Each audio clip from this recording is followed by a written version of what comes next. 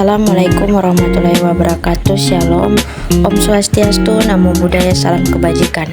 Perkenalkan, nama saya Sahira Dalapis dengan NIM 2214201160. Kelas A5, semester 4, Fakultas Keperawatan, Universitas Pembangunan Indonesia Manado. Pada video ini saya buat untuk memenuhi tugas UTS mata kuliah Keselamatan Pasien dan Keselamatan Kerja dengan dosen pengampu Nurse Doni Saheng Solar Eskap Emkap. Keselamatan pasien prioritas utama dalam pelayanan kesehatan. Keselamatan pasien menjadi fokus penting dalam memberikan pelayanan kesehatan yang berkualitas. Ini mencakup penanganan yang aman, minimalisasi risiko, dan penemuan hak-hak pasien untuk mendapatkan perawatan yang aman dan nyaman. Selanjutnya, definisi keselamatan pasien. Pengertian: keselamatan pasien adalah suatu sistem di mana rumah sakit membuat asuhan pasien lebih aman. Sistem ini mencegah terjadinya cedera yang disebabkan oleh kesalahan akibat melaksanakan suatu tindakan atau tidak mengambil tindakan yang seharusnya diambil. Yang kedua, ada tujuan. Tujuan utama keselamatan pasien adalah mencegah dan mengurangi insiden keselamatan pasien serta menciptakan lingkungan pelayanan yang aman bagi pasien, pengunjung, dan atau staf rumah sakit. Selanjutnya, tujuan keselamatan pasien terbagi ada 4. Yang pertama ada melindungi pasien. Tujuan utama keselamatan pasien adalah untuk melindungi pasien dari segala bentuk bahaya cedera atau risiko yang dapat terjadi selama proses pelayanan kesehatan. Yang kedua ada meminimalkan kesalahan. Keselamatan pasien bertujuan untuk mengurangi dan mencegah terjadinya kesalahan medis sehingga dapat minimalisir dampak negatif yang dapat terjadi pada pasien. Yang ketiga ada meningkatkan kualitas pelayanan. Dengan memperhatikan keselamatan pasien, kualitas pelayanan kesehatan secara keseluruhan dapat ditingkatkan, memberikan hasil yang lebih optimal bagi pasien. Yang keempat ada membangun kepercayaan.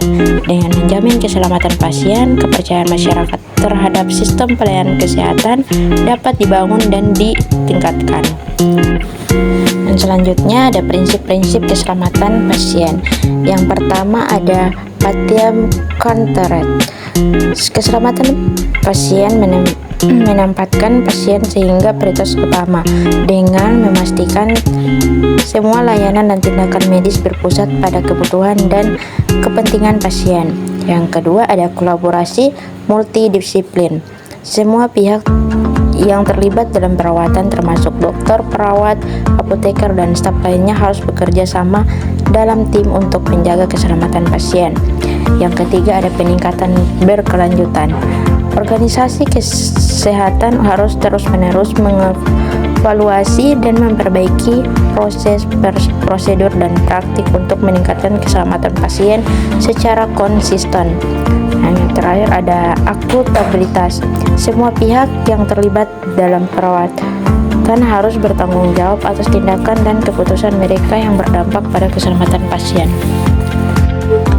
Selanjutnya, langkah-langkah untuk meningkatkan keselamatan pasien. Yang pertama ada identifikasi risiko. Lakukan penilaian berkala untuk mengidentifikasi potensi bahaya dan risiko. Yang kedua ada pelatih staf. Tingkatkan kompetensi staf melalui pelatihan keselamatan pasien yang rutin. Yang ketiga ada komunikasi terbuka. Dorong budaya pelaporan insiden dan belajar dari kesalahan. Yang keempat ada standarisasi prosedur. Kembangkan dan terapkan standar operasional prosedur yang jelas. Peningkatan keselamatan pasien membutuhkan komitmen dari seluruh tim kesehatan. Langkah-langkah kuncinya adalah mengidentifikasi risiko, memberikan pelatihan staf yang memadai, membangun komunikasi terbuka, serta mengembangkan dan menerapkan standar prosedur yang jelas di setiap fasilitas pelayanan kesehatan. Selanjutnya ada peran tenaga kesehatan dalam menjaga keselamatan pasien. Yang pertama ada memahami prosedur. Tenaga kesehatan harus memiliki pemahaman mendalam tentang prosedur medis dan standar operasional yang berlaku untuk meminimalkan risiko kesalahan. Yang kedua ada pelaporan insiden. Tenaga kesehatan memiliki tanggung jawab untuk melaporkan setiap insiden atau potensi bahaya yang terjadi agar dapat dilakukan analisis dan perbaikan. Ketiga ada komunikasi efektif. Mereka harus menjalin komunikasi yang jelas dan terbuka dengan pasien serta rekan kerja untuk memastikan koordinasi yang baik dan pengambilan keputusan yang tepat.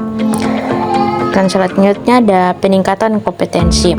Mereka harus secara aktif meningkatkan kompetensi dan keterampilan melalui pelatihan berlanjut untuk memperbaiki pelayanan yang aman dan berkualitas. Budaya keselamatan pasien di fasilitasi pelayanan kesehatan.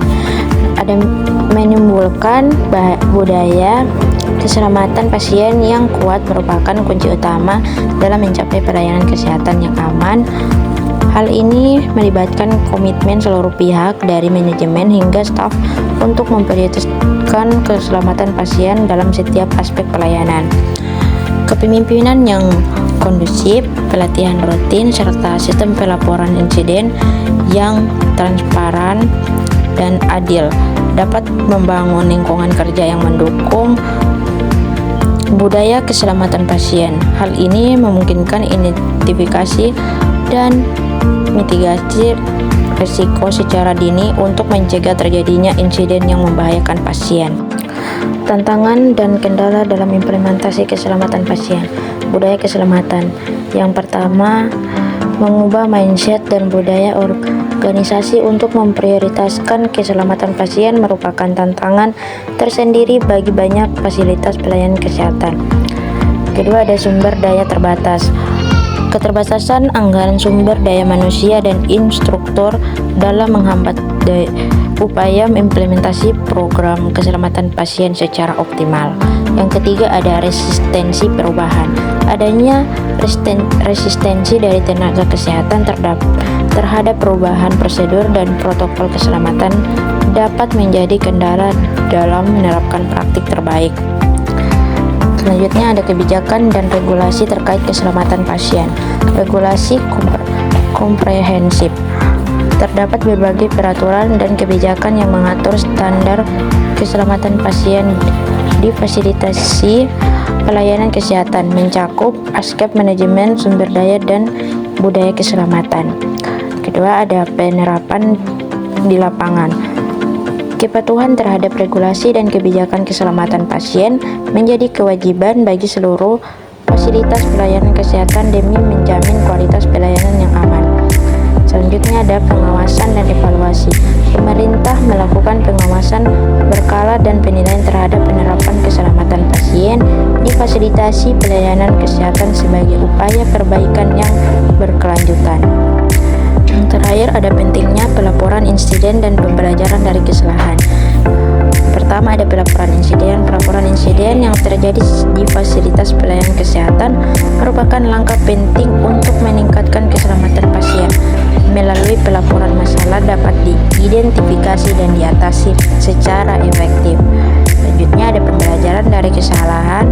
Analisis mendalam terhadap insiden yang dilapor dapat mengungkap akar permasalahan dan memberikan wawasan berharga. Dengan belajar dari kesalahan masa lalu, organisasi dapat mengembangkan strategi pencegahan yang lebih baik. Bingung mau kuliah di mana? Kuliah di Unpi aja. Terletak di Jalan Walter Monginsidi 6 nomor 129 lingkungan 2 Bahu Manado. Kampus Unpi didirikan pada tanggal 2 Oktober tahun 2000. Kampus Unpi mempunyai 6 fakultas, yaitu yang pertama Fakultas Keperawatan, Fakultas Pertanian, Fakultas Ilmu Sosial dan Ilmu Politik, Fakultas Hukum, Fakultas Teknik dan Fakultas Sastra. Info selengkapnya bisa dilihat di media sosial Unpi.